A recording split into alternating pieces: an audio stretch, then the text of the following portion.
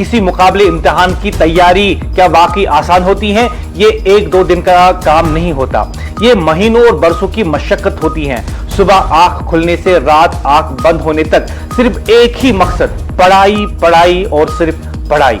सैकड़ों मौजूआत, तारीख, जोग्राफिया, सियासत, माशियत, कानून, साइंस, जनरल नॉलेज, एक मजमून नहीं, लगभग 100 मजामीन, हजारों सफ़ात, दर्जनों किताबें, कभी कोचिंग नोटिस, कभी पुरानी गाइड, कभी नई किताबें, कई पुराना अखबार, इंटरनेट पर घंटों रिसर्च, हर खबर को समझना, हर तब्दीली को नोट करना, करंट अफेयर्स रोजाना बगैर नागा।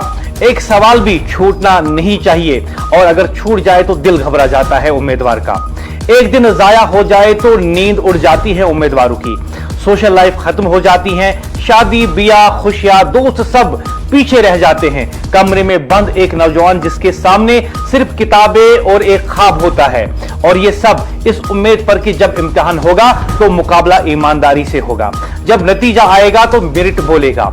इसीलिए जब कोई धांधली इस मेहनत पर पानी फेर देती है तो वो सिर्फ एक इम्तिहान नहीं, चोरी कहलाती है।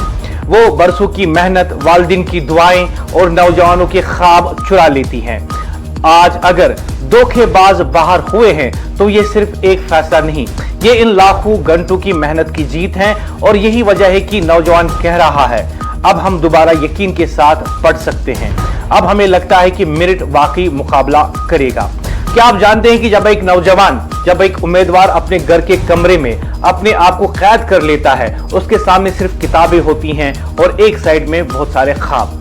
उसकी माँ जब उसे बुलाती हैं कि थोड़ी देर आप पढ़ाई बंद कर लो, खाना खाने के लिए नीचे आ जाओ, खाना खाने के लिए किचन में आ जाओ, और वो माँ से कहता है कि बस 10 मिनट और।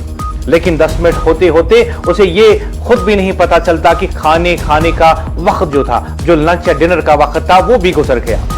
उसकी माँ उसे कहती है कि आप रात भर जागते हो, आपको पढ़ाई के लिए मैं यहाँ पे कुछ मेवा जात रखती हूँ, आपके लिए चाय रखती हूँ, आपके लिए कहवा बना के रखती हूँ।